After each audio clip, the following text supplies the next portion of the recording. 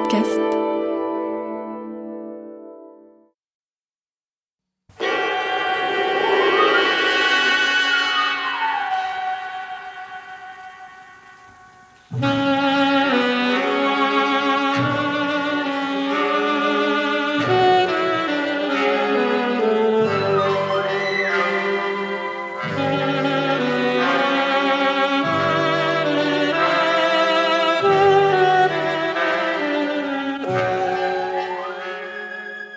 À tous les amateurs d'extraordinaire et d'imprévu, à toutes celles et à tous ceux qui lisent les journaux, surtout pour y trouver des histoires, Pierre Véry et Maurice Renaud présentent Faits divers, une émission réalisée par Pierre Billard.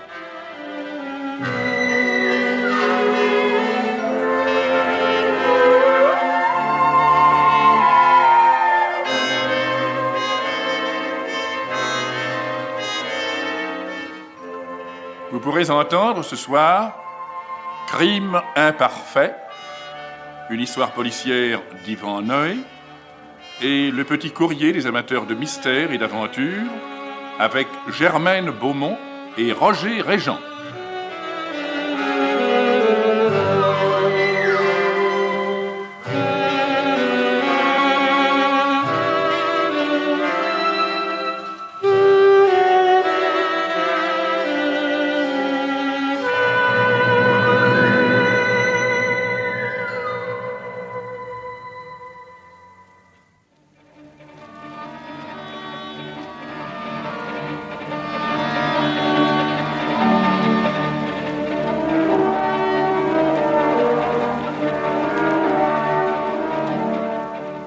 Crime imparfait. Nouvelle d'Yvan Noé avec Guy Decomble, l'inspecteur Dervaux, Martine Sarcey, Suzy, Charlotte Clasis, Madame Lucas et Jacqueline Rivière, Martine. Crime imparfait.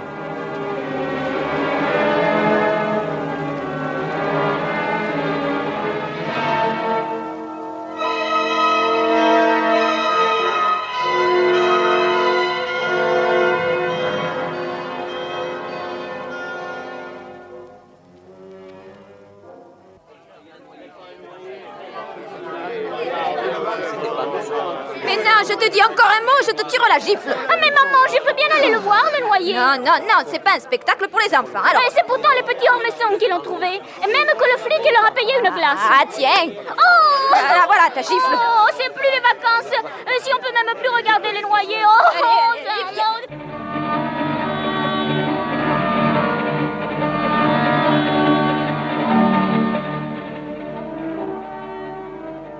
Ah, je suis claqué.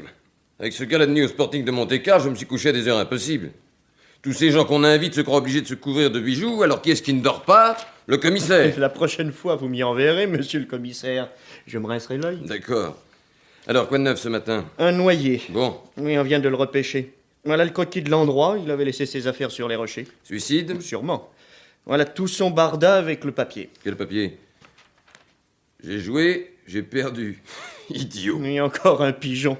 J'ai interrogé le personnel du casino. Il a en effet perdu gros hier soir. Si vous voulez examiner ses affaires... Ah. Des clés, portefeuille, vide, bien sûr. Sa carte d'identité? Lucas, Georges Lucas, 52 ans, caissier à la Banque Rouennaise, rue des Petits Champs, domicilié rue Monge à Paris. Mais dites donc... Quoi? Le signalement, la photo, 1m65, blond, cheveux rares... Ce qui reste ramené sur le devant est collé au crâne, petite moustache brosse, grosses lunettes d'écaille, légère claudication jambe gauche et cicatrice allant de la pommette droite à 1 centimètre de la commissure de la lèvre droite. Ça ne vous dit rien? Je ne vois pas. C'est drôle, moi ça me rappelle quelque chose. Probablement un signalement qui nous est passé par les pattes. On en voit tant. Entrez. Bonjour, docteur. Bonjour, commissaire. Alors, c'est noyé, docteur. Il ne s'est pas noyé. Il était mort avant de toucher l'eau. D'un coup de revolver dans le cœur. Oui, il tenait à ne pas se rater. Voilà le revolver, il était tombé dans l'eau. Empreinte? Oui, les siennes. Alors, suicide? Indéniable. Et double, le feu et l'eau. Balle à bout portant, la chemise et la peau sont brûlées. Bon, bah alors pour nous, c'est fini. On envoie tout ça à Paris et le corps avec. À eux à se débrouiller avec leurs parisiens, c'est leur boulot.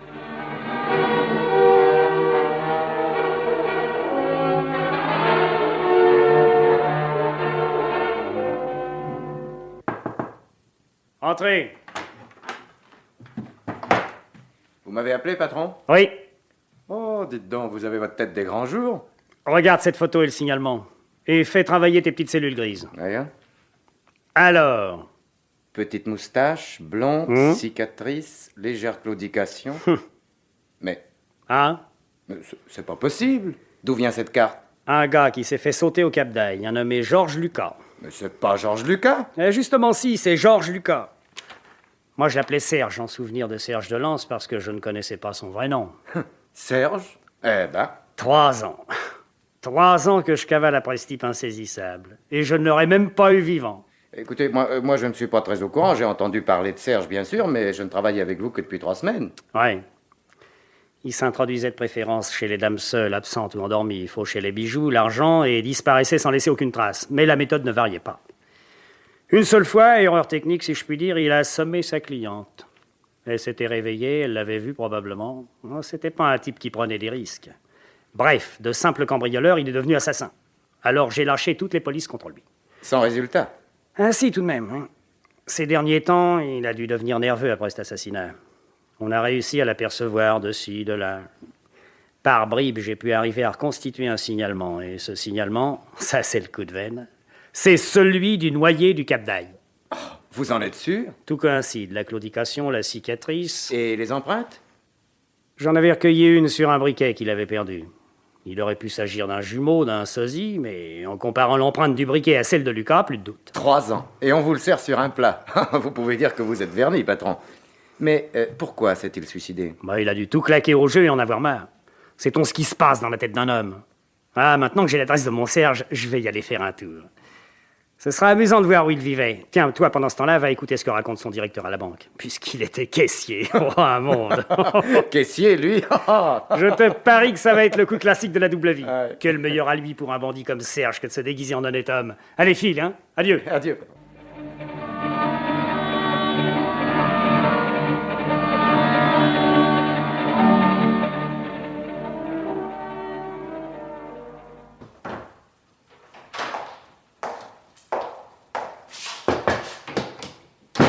L'appartement, monsieur Lucas. Oh, monsieur Lucas est décédé, monsieur. Oui, je sais. Oh, ce pauvre monsieur, si poli, si gentil. Quel étage? Au 3e, mais ces dames... Quelle dame? Ah, sa femme. Ah. Et sa fille, elles ont appris par le journal. Il y a longtemps que monsieur Lucas a été marié? Oh, mais ça fait il y a 20 ans, monsieur. Ah bon, merci. Je monte avec vous? Non. Ah bon.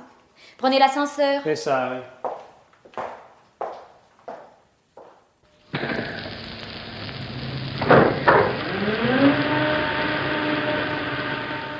Sa femme, une fille de 20 ans.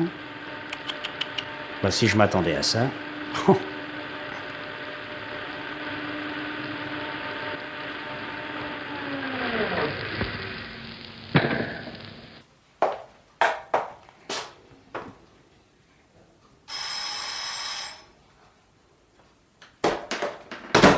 Monsieur? Je suis inspecteur de police, mademoiselle. Inspecteur Dervaux, je viens pour... Oui, je sais. Le journal... Madame votre mère, s'il vous plaît. Oui, elle est là. Entrez. Maman? Oui. C'est un inspecteur de police, il vient... Entrez, monsieur, entrez. Excusez-moi, madame, mais je dois vous poser quelques questions. Non, je ne peux pas croire. C'est pas possible, monsieur. Un être si bon, si doux. Ma mère veut dire que mon père n'avait aucune raison de se suicider. Nous étions tellement heureux tous les 3. Oui, depuis 25 ans, monsieur. Et votre père s'absentait souvent? Oh, jamais il ne nous quittait, non. N'est-ce pas, Suzy? Même le soir, la nuit? Bon, papa sortait jamais sans nous. Quelquefois, nous allions au cinéma tous les 3. Oui, il me préparait mon infusion chaque soir et s'asseyait près de moi pour lire. Il avait la passion des livres d'histoire. Jusqu'à ce que je m'endorme, monsieur. Et vous, dormez-vous, mademoiselle? Mais dans ma chambre, au bout du couloir, pourquoi? Et vous avez bon sommeil? Oh oui, très bon. Mais je... Ces clés appartenaient-elles à votre mari, madame? Oui. Oh, non, celle-là, je ne la connais pas. Et vous, mademoiselle? Ah non, je ne l'ai jamais vue. Elle n'a jamais été dans le trousseau de papa. C'est moi qui, chaque soir, vidais ses poches pour brosser son costume. Alors, je vous rends le trousseau et je garde cette clé. Dites-moi, quel prétexte votre mari vous a-t-il donné pour partir à Monte-Carlo? Mais mon père n'a donné aucun prétexte. C'est son directeur qui lui a téléphoné. Ici. Non, nous n'avons pas le téléphone.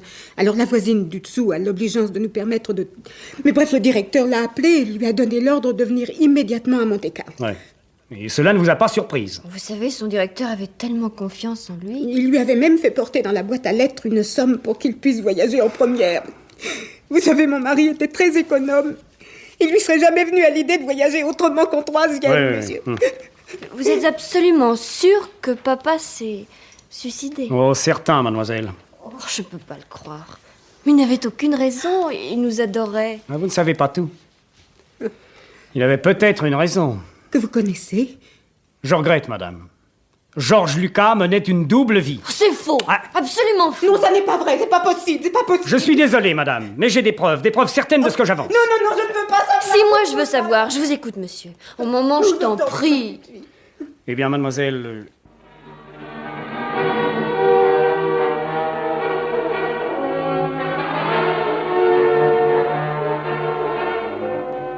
Alors, patron? Oh, ça a été pénible, hein. Marié, une grande fille. Mais les deux femmes au courant de rien, naturellement. Et toi, t'as vu la banque? Oui, le directeur n'a jamais téléphoné à Lucas. Oh, je m'en doutais. Mais il est stupéfait, le directeur. Naturellement. Lucas était chez lui depuis 15 ans, et le meilleur, le plus honnête des employés. Oh, une façade inattaquable. C'est pour ça qu'il m'en a fait tellement baver depuis 3 ans. Allô, oui. Quoi? Une jeune femme qui veut me parler, oui. Au sujet de l'affaire Lucas. Oui, faites l'entrée. Laisse-moi, Robert. Encore une cinglée qui vient me raconter des histoires. Bon, on ne sait jamais. Oh, on va voir. Oui, entrez. Inspecteur Dervaux, C'est moi, madame. Et vous? je m'appelle Martine Blanc. Asseyez-vous. J'ai appris par le journal Ouais. le suicide de... Excusez-moi. Prenez votre temps. Vous connaissiez Georges Lucas? Oui, j'étais sa fiancée. Quoi? Oui. Nous nous aimions et je ne comprends pas. Où pourrais-je voir son corps? Je vous ferai conduire à la morgue. Il vous a dit... Enfin, il vous a dit qu'il vous épouserait? Nous devions nous marier dans 2 mois. Il boitait légèrement? Oui. Avez-vous une idée de ce qui a pu le pousser à... Enfin, Non. Il aimait tant la vie. dépensait-il beaucoup? Non. Il était très gentil pour moi, mais très économe. Mais il me disait, tu verras quand nous serons mariés. Je voudrais qu'on me rende les affaires qu'il avait sur lui. Il n'a laissé que son portefeuille avec quelques papiers, de la monnaie et cette clé. Ah oui, c'est la clé de son coffre. De son coffre? Oui, je pensais bien la retrouver dans ses affaires. Ce qu'il possédait doit m'appartenir. Il n'avait pas de famille. Vous savez où est son coffre? Oui, banque Audibert à Montrouge. Une seconde. Patron? Banque Audibert à Montrouge, cette clé. Voir ce qu'il y a dans le coffre. Mais inspecteur, je suis enfin... Oui, mais nous devons d'abord nous rendre compte. J'y vais, hein, patron? Oui. Enfin, mais cette clé m'appartient, il m'avait toujours dit... Oui, vous saviez ce qu'il faisait? Oui. Caissier à la banque rouennaise. Bon, quand le voyiez-vous? La nuit. Je travaille, lui aussi. Je suis mannequin. Passer les nuits avec vous? Non, pas toutes les nuits. Et jamais jusqu'au matin. Et ça vous paraissait suffisant? Nous aimions tous deux la liberté, et puis, comme nous allions nous marier... Oui. Mais je crains que la situation ne soit pas du tout celle que vous croyez, mademoiselle. Oh, je le connaissais bien. Il était marié pourtant. Il avait une fille de 20 ans. Quoi? Vous ne saviez pas ça, hein? Mais non, voyons, ce n'est pas possible. Si. Et de plus, Lucas n'était pas celui qu'il vous a fait croire. Que voulez-vous dire? Eh bien voilà.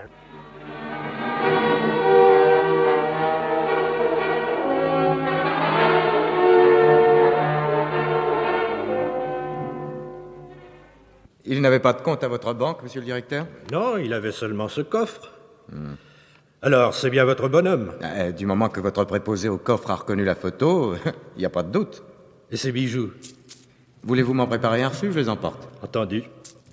À première vue, il représente une petite partie des bijoux volés à la baronne Vandenbroek, mais il faut que je vérifie. Il a dû enlever les autres lorsqu'il est venu pour la dernière fois à son coffre. Ah oui, et quand m'avez-vous dit déjà? L'avant-veille de sa mort. Tenez, voici le reçu. Merci. Drôle d'histoire. Mais pourquoi diable s'est-il suicidé? Il en a probablement eu assez de sa double vie. Il a voulu plaquer tout, famille, maîtresse, et profiter de sa fortune. Oui. Et puis, il a fait l'idiot, il a joué perdu. Il n'avait pas prévu cela. Ça l'a démoli d'un coup. Toute sa combinaison était par terre. Alors? Oui.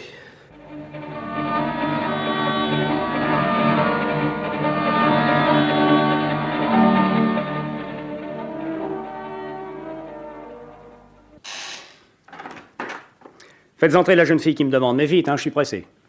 Oh, c'est vous, mademoiselle Lucas? Approchez. Faut que je vous vois. Bah, asseyez-vous, je vous écoute. J'ai des excuses à vous faire. Des excuses? Oui, quand vous avez dit tout ça sur mon père, j'ai été presque grossière. J'avais tant de chagrin. C'est pour ça que vous êtes venu? Non. Je suis venue pour vous convaincre. Me convaincre? De quoi? De l'innocence de mon père. Je vous admire beaucoup, mademoiselle. Je voudrais vous aider, mais... Mais vous pouvez m'aider. En m'écoutant. Quand vous connaîtrez mon papa, Oui, je dis mon papa, vous permettez? Papa, il est... Enfin, il était... Quoi, c'est l'homme qui me prenait sur ses genoux, qui me serrait contre lui en m'appelant mon petit trésor. Il se mettait à quatre pattes pour jouer au cheval. Il raccommodait mes jouets. Plus rien n'avait d'importance. Quand les yeux de ma poupée s'ouvraient plus, quand mon crayon était cassé, je disais « Papa l'arrangera », puis c'était fini. C'était arrangé. Tenez, quand j'ai eu la scarlatine, papa était là. Mon maman, bien sûr, mais s'occupait du ménage, de la maison, d'elle. Oui, d'elle surtout, au fond. C'est maintenant que je m'en rends compte. Tandis que papa... Vous comprenez, monsieur, j'étais sa fille. Excusez-moi. Non, ne vous excusez pas. Mais il est impossible qu'un homme qui mènerait une double vie n'ait pas, en 10 ans, fait une chose, une seule, qu'il trahisse. Mais il est impossible qu'à aucun moment on ait pu se dire, comme il est différent. Il est impossible qu'il n'ait pas eu une fois le besoin de se cacher, de se détendre, de se reposer. Oh, je sais pas m'expliquer. Oh, si, vous vous expliquez au contraire très bien, mais vous vous faites du mal inutilement. Ah non, pas inutilement, puisque vous m'écoutez. Papa nous adorait. Oui, surtout moi. Vous pouvez pas savoir ce que c'était, nous deux. Nous n'étions pas riches. Il y regardait pour nos cadeaux parce qu'il voulait, quand je me marierais... Enfin, mais vous comprenez que ça cadre pas avec tout cet argent qu'il aurait volé. Oh, il souffrait tellement que j'ai pas les petits Noëls dont il rêvait pour moi. Il ne voulait pas éveiller les soupçons de votre mère. Mais non. Quant à sortir la nuit... Vous m'avez dit que vous couchiez au bout du couloir. Alors, avec votre sommeil de 20 ans... Bien sûr, mais le soir, il était près de maman. Oui, il préparait son infusion. Il y mettait des gouttes. Pour les crampes d'estomac de maman. Un soporifique calme aussi les crampes, vous savez. Oh, vous êtes terrible. On vous a dit à la banque comment il était considéré? Oui, mais le directeur m'a dit aussi n'avoir jamais téléphoné. Mais pourtant, un homme lui a téléphoné, la voisine peut le confirmer. Mais il est facile de se faire téléphoner par un complice. Oh, vous ne croyez à rien. Si, mais il y a mon métier, mademoiselle, mon sacré métier dont je suis l'esclave. 2 et 2 font 4, le blanc est blanc, le noir est noir. Je n'ai pas le droit de sortir de là, moi. Bien sûr, mais si quelque chose faisait à votre insu que ce qui fait que le blanc vous paraît blanc soit faux, truqué. Truqué? Mais oui, vous discutez, vous pesez des faits apparemment indubitables pour vous. Mais c'est pas seulement avec votre intelligence, avec votre logique qu'il faudrait chercher. C'est avec votre intuition, avec votre cœur. Mademoiselle, une femme a été assommée, elle est morte. Je suis bien obligé de... Oui, bien sûr. Vous avez reconnu votre père quand on l'a ramené? Oui. Oh, ça a été affreux. C'est évidemment lui qui est mort. Mais c'est pas lui, ça ne peut pas être lui dont vous m'avez raconté l'histoire. Savez-vous qu'il n'y a pas 2 hommes dont les empreintes digitales soient les mêmes? Oui, je sais. Oh, c'est horrible de ne rien pouvoir. Je vous l'ai dit, vous vous faites du mal. Il a été malade pendant 15 jours, une fois qu'il manquait 1000 francs dans sa caisse. Il en a eu une jaunisse. Il avait déjà eu des jaunisses? Oui. Alors, ne peut-on pas penser que, sentant venir cette jaunisse, il a fait exprès de commettre cette erreur pour établir la légende de sa scrupuleuse honnêteté? Il avait la fièvre. Il y a moyen de faire monter un thermomètre quand on veut simuler. Mais tout cela, ce ne sont pas des faits, ce sont des interprétations. Je ne crois pas. Mais si vous aviez été là... Tenez, je me rappelle le 15 août dernier, aux vacances à Oulgat. Nous étions tous les deux à la pêche, comme 2 enfants. Oh. Mais oui. Écoutez, je vais encore vous faire mal, mais il faut que vous ayez mal, jusqu'à l'écœurement, parce que je ne veux pas que vous vous imaginiez que je construis une histoire de pure imagination. J'écoute. Vous vous souvenez de cette petite clé que vous n'aviez jamais vue parce qu'il vous la cachait, probablement? Oui. C'est la clé du coffre qu'il avait dans une banque à Montrouge. Un coffre? Oui. Et dans ce coffre, on a trouvé des bijoux provenant d'un des cambriolages de celui que nous appelions Serge. Et de cambriolage que vous attribuez à Serge. De cambriolage où il a été repéré par des témoins visuels. Et de ce coffre, il ne vous a pas parlé, n'est-ce pas? Non. Oh, je comprends pas. Et pourtant, je suis certaine que tout cela n'est ni vrai ni possible. Oh, c'est un affreux cauchemar. Enfin, merci, monsieur, de m'avoir écouté. Au revoir, mademoiselle Suzy. Je regrette vraiment de n'avoir pas pu... Au revoir, monsieur.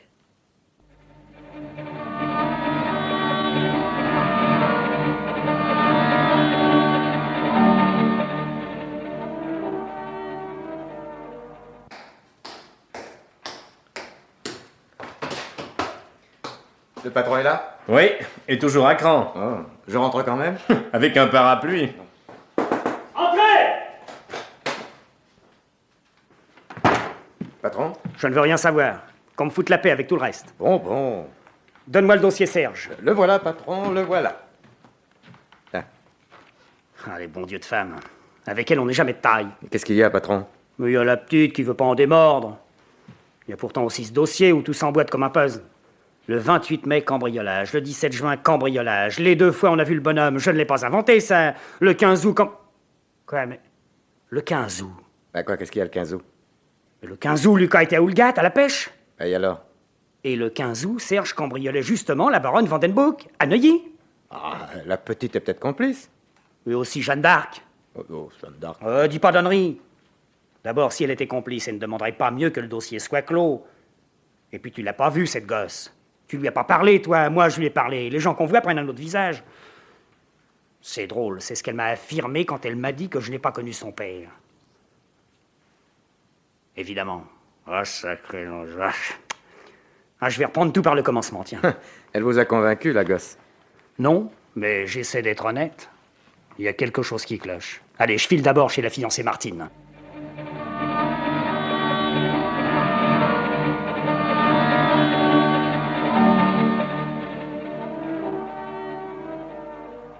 Un salaud, un vrai salaud, voilà ce qu'il était. Évidemment, il a eu tort. Tort? Ah ben vous en avez de bonnes, vous, tort. Est-ce que j'avais besoin de lui, moi? Je ne demandais rien. C'est lui qui m'a abordé la première fois. Marié, quel culot. Et en plus, il était plein de fric et il me laissait travailler. Bah, c'était de l'argent volé, vous n'auriez pas voulu. Bah, puisque je ne le savais pas. Évidemment, c'est une façon de raisonner. Oh, et puis n'ayez pas l'air de vous ficher de moi, hein. Il n'y avait pas que le fric. Qu'est-ce qui vous attachait tellement à lui en dehors du fric? Ben, d'abord, il voulait m'épouser. Bah, bâti comme vous l'êtes, vous devez pas être en peine, hein? Vous êtes plutôt du type à inspirer des passions. Vous avez l'air de vous y connaître, vous. Et moi? Vous croyez que j'épouserai un type pour lequel j'aurais pas le grand béguin? Et pour Lucas, vous l'aviez? Oui, là. Il avait pourtant dans les 50 ans. Là, je n'ai rien à y voir.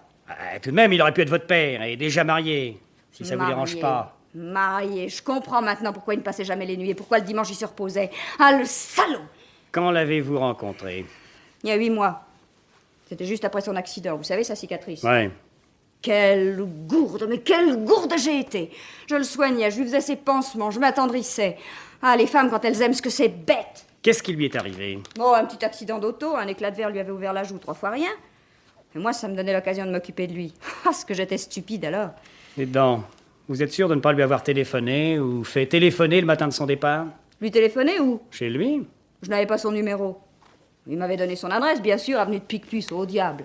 J'avais pas le temps d'y aller. D'autant plus que c'est lui qui venait me rejoindre chez moi. Puis il m'avait dit qu'il habitait avec ses camarades de la banque, des gens plutôt vulgaires et qui ne tenaient pas à ce que... Enfin, à ce qu'ils me connaissent. Vous savez, les hommes sont si grossiers. Et moi, je tenais pas du tout à connaître ses amis. Je vois. Mais ce coup de téléphone, c'est important? Peut-être, merci. Je reviendrai peut-être vous voir. Dommage qu'il soit mort. J'aurais aimé l'avoir en face de moi, il aurait passé un sale quart d'heure, je vous jure. Je m'en doute. Au revoir, mademoiselle. Au revoir.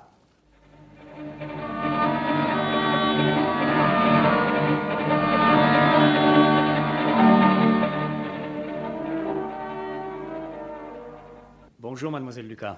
Oh, vous savez quelque chose? Ne vous énervez pas, je cherche, vous voyez, comme vous me l'avez demandé. Mais c'est à votre mère que je veux parler. Oh, dites-moi vite. Patience, votre mère, s'il vous plaît. Bien. Maman! Oh, bonjour, monsieur. Bonjour, madame. Je vous dérange encore, mais j'ai besoin d'un renseignement. Oh, je vous en prie. Mademoiselle, je voudrais parler à votre mère, seule. Ah bien. Bon, je vais dans ma chambre. Merci. Que se passe-t-il, inspecteur? Je désire vous poser une question. Mais je vous répondrai. Comment était votre mari avec vous? Il n'était jamais de mauvaise humeur? Jamais impatient, préoccupé? Oh non, même quand il avait sa douleur, il faisait tout pour que son caractère reste égal. Qu'est-ce que vous appelez sa douleur? Sa cicatrice. Oui, parfois elle lui donnait des élancements terribles dans la tête. Il avait essayé de se soigner, mais rien n'y faisait. Le froid, surtout, provoquait ce qu'il appelait sa douleur. Ah oui. Oh, et pourtant, c'était une vieille histoire. Un petit camarade d'école quand il avait 10 ans. Il avait failli perdre l'œil. Quand il avait 10 ans? Mais oui. Vous êtes sûr? Absolument sûr qu'il a eu cette cicatrice à 10 ans? Oh, absolument sûr, monsieur. Oh!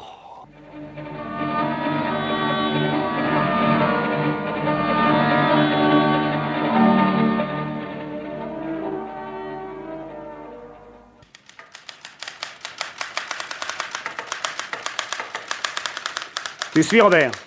Vous dictez à une allure, patron? Bah, il faut, hein. Il y a près de 48 heures que Lucas a été bousillé. C'est une question de minutes, de secondes peut-être. Écrit. La cicatrice légèrement concave et renflée au milieu part exactement du bord inférieur de la pommette droite et s'arrête à 4 mm de la commissure des lèvres. Longueur 38 mm. Largeur maximale 3 mm. Il ne doit tout de même pas y avoir une foule de gars portant une telle cicatrice. Non, mais il faut tomber dessus. Pour le reste, signalement complémentaire. 1m65, cheveux de couleur inconnue, mais pas blond. Et pourquoi? Parce que, ou bien il s'est teint pour ressembler à Lucas et il a dû se faire rincer d'urgence, ou bien s'il était blond, il vient de se faire teindre pour ne plus lui ressembler. Continue. Cheveux rares, mais peut-être rasés récemment et en train de repousser. En train de repousser. Ne boite pas, ne porte pas de lunettes. Ne boite pas, ne porte pas de lunettes. C'est un signalement négatif, ça. Ah, forcément. À part la cicatrice, il doit chercher tous les moyens de ne plus ressembler à Lucas. Allez, tape tout ça et envoie-le dans toutes les directions. Hein. Gare, frontière, aérogare, port surtout.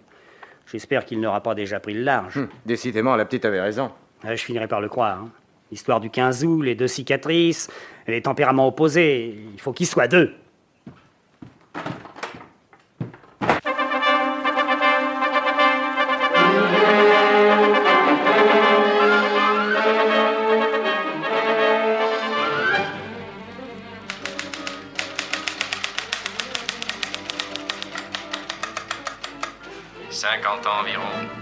Taille 1m65. Cheveux de couleur inconnue mais pas blond. Cheveux rares, rasés récemment. Ne boite pas. Ne porte pas de lunettes. Cicatrice. Attention, très important. Cicatrice très important, attention. Cicatrice légèrement concave et renflée au milieu. Part exactement du bord inférieur de la pommette droite.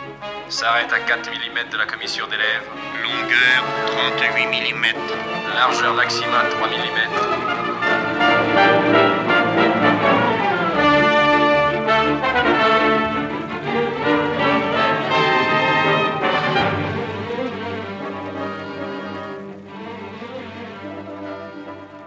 Et maintenant, il n'y a plus qu'à attendre. Vous restez là, patron? Oui, tu me passeras tout ce qui arrivera.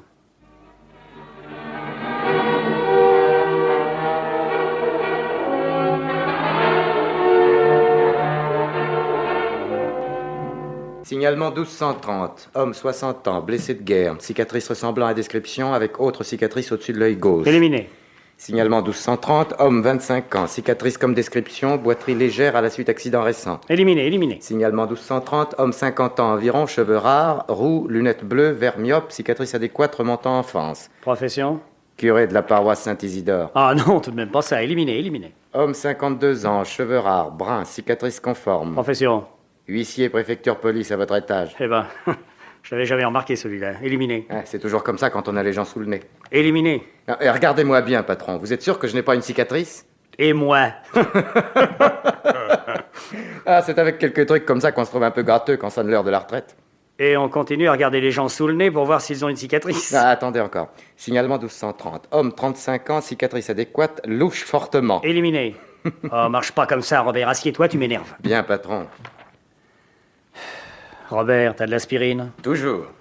Allez, continue, va. Signalement 1230. Signalons homme quarantaine aperçu la selle Saint-Cloud, habiterait Villa Les Roses. Ah. Oh, dis donc, ce serait beau. On marche sur celui-là? Oui, on vole. Où? Mais à l'agence qui loue la Villa Les Roses. Allez, débrouille-toi pour me trouver quelle est cette agence.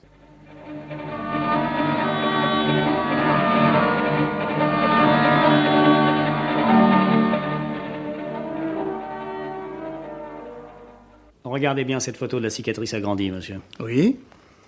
Est-ce bien celle que portait cet homme? J'en jurerai. Oui, c'est celle de M. Bonnefoy, mon client.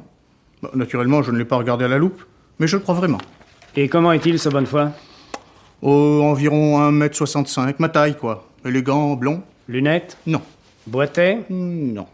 Quand a-t-il loué la villa? Bon, il y a 2 mois, il a payé 3 mois d'avance. Il a dit qu'il ne renouvellerait pas. Merci. Pas un mot de ma visite, n'est-ce pas? Naturellement, inspecteur. Et s'il revient? Je ne pense pas qu'il ait jamais l'occasion de revenir. Au revoir, monsieur. Au revoir.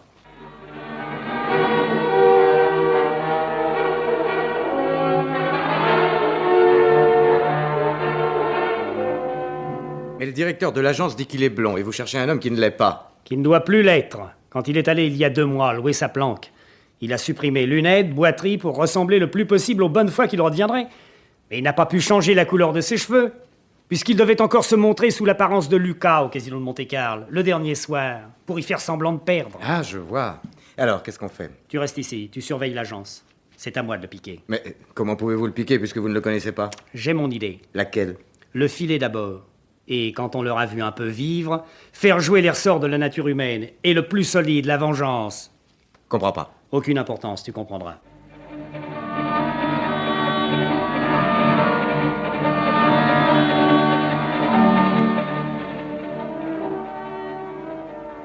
Alors, Martine. Alors, laissez-moi réfléchir, inspecteur, je n'en reviens pas. Cigarette? Merci. Enfin, à la morgue, j'ai pourtant bien reconnu mon ami. Non. Vous avez reconnu Georges Lucas, mais pas votre ami. Oh, ça! Le corps était en assez mauvais état, comme celui de tout noyé. Il avait sa cicatrice. Non. Une cicatrice bien limitée, mais celle de Lucas datait de sa première enfance. Quoi? Mais il m'a dit... L'autre vous a parlé d'un accident d'auto. Il pouvait pas vous raconter qu'il s'était tailladé la joue. Alors il y a 2 hommes? Mais le salaud qui m'a roulé est toujours vivant? Oui. Monsieur Bonnefoy, son vrai nom cette fois, est un homme paisible qui habite une petite villa à la selle Saint-Cloud. Pourquoi ne l'arrêtez-vous pas? Je peux pas arrêter un homme sous le prétexte qu'il a une cicatrice ressemblant à celle d'un voleur assassin qui s'est suicidé. Car pour nous, c'est bien de Lucas que nous avons le signalement, les empreintes et le cadavre. C'est à devenir folle. Oui, mais moi, je ne suis pas fou. Vous seul pouvez le reconnaître. Parce que vous seul l'avez vu sans son déguisement. Mais je ne voyais que Lucas, enfin, le faux Lucas. Mais avec vous, il enlevait, enfin, à certains moments, il enlevait ses lunettes. Vous avez vu son regard, ses mains, vous avez entendu sa voix. La voix, les mains, le regard de Bonnefoy. Mais arrêtez-le et confrontez-nous. Oui, et si je me trompe, si je tombe sur un honorable citoyen, je saute et j'y tiens pas. Mais pourquoi m'a-t-il menti? Allez le lui demander. Vous voudriez? Vous avez du cran? Depuis 8 jours, nous l'avons pris en filature. Voici la liste des endroits où mes hommes l'ont repéré. Cinéma, restaurant. Alors voilà ce que vous allez faire. Vous allez venir avec moi et...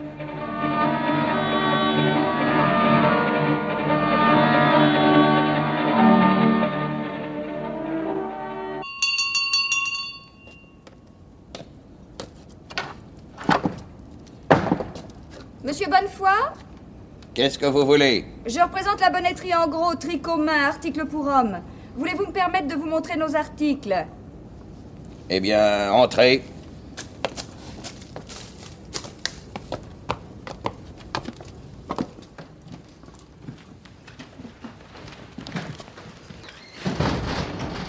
Alors, ces articles. Georges! Vous faites erreur, je ne m'appelle pas Georges, je suis... Tu es Georges! Voulez-vous voir ma carte d'identité? Je sais que je ne me trompe pas, je te reconnais. Écoutez. Tu n'as pas eu de veine.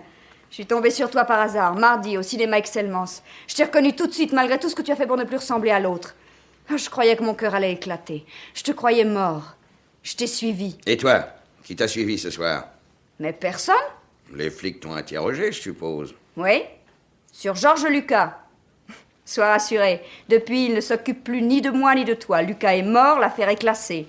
C'est ce que tu voulais, n'est-ce pas? Et tu ne leur as pas fait de confidence? Tu veux une preuve? Si la police apprenait que tu existes, tu ne pourrais plus tenir la promesse que tu m'as faite. Qu'est-ce que tu dis? Tu m'as promis le mariage. Quand je serai Madame Bonnefoy, quel intérêt aurais-je à parler? Tu ne manques pas de cran. Oh, ça, je n'ai pas autant d'imagination que toi, mais nous pouvons nous entendre. Tu peux me donner à boire? Bien sûr.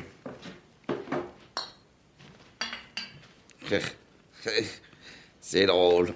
Oui. J'ai pensé à tout. À tout. J'ai mis des semaines à dénicher un gars auquel je puisse arriver à ressembler, à lier connaissance, à lui donner confiance, à étudier son allure, ses tics. Bah pourquoi? Tu n'as jamais eu besoin de sauver ta peau. Depuis que j'avais assommé la vieille, j'avais le trac. Il fallait que je disparaisse. C'est toi qui as imité son écriture? Je lui ai fait croire que j'étais romancier. Et un jour, dans le bistrot où il prend son apéritif en sortant de sa banque, je lui ai fait croire que j'avais un panari. Et je lui ai demandé le service d'écrire pour moi la dernière ligne de mon roman. Ah, j'ai joué, j'ai perdu. C'est aussi la dernière ligne du sien. Mais enfin, ce qui a convaincu la police, ce sont les empreintes. C'est pourtant ce qu'il y avait de plus simple. Je lui ai prêté mon briquet, que je n'ai plus eu qu'à égarer sur les lieux de ses exploits. Tu es formidable. Assez, oui. Ça t'intéresse, hein, les détails? Eh bien, je vais t'en donner. Qu'est-ce que je risque? Mais... J'ai téléphoné à Lucas pour l'envoyer à Monte-Carlo. Là-bas, quand il a vu apparaître son sosie, j'ai cru qu'il allait avoir une attaque. Il n'en a pas eu le temps. Tais-toi. Il avait déjà une balle dans le cœur.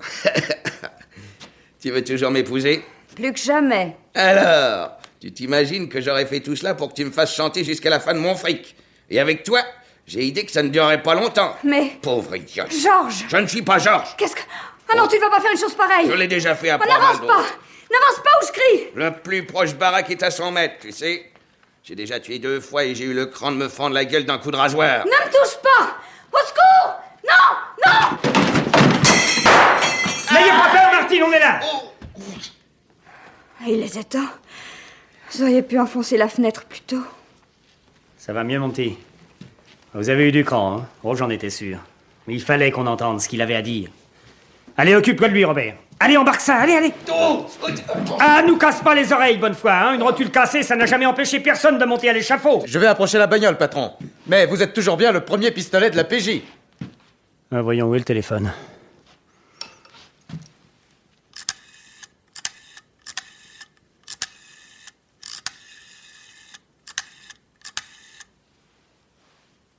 Allô? Allô, madame, ici la police. Voulez-vous prier mademoiselle Lucas de venir à l'appareil?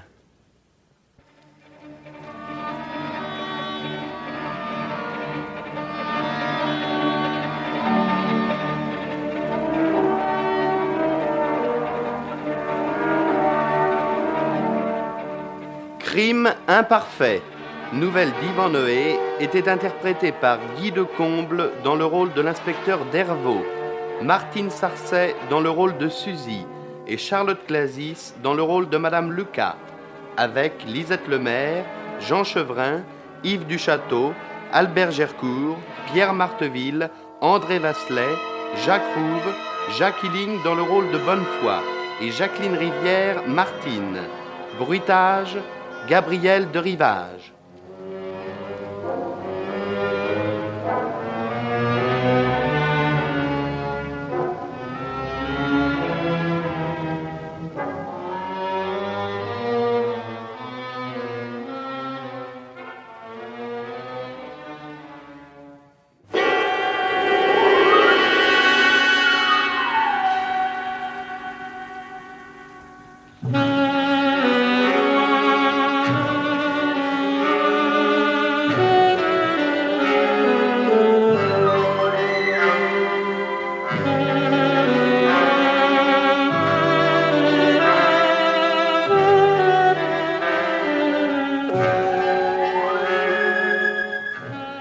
La radiodiffusion française vous a présenté Faits divers, une émission de Pierre Véry et Maurice Renaud.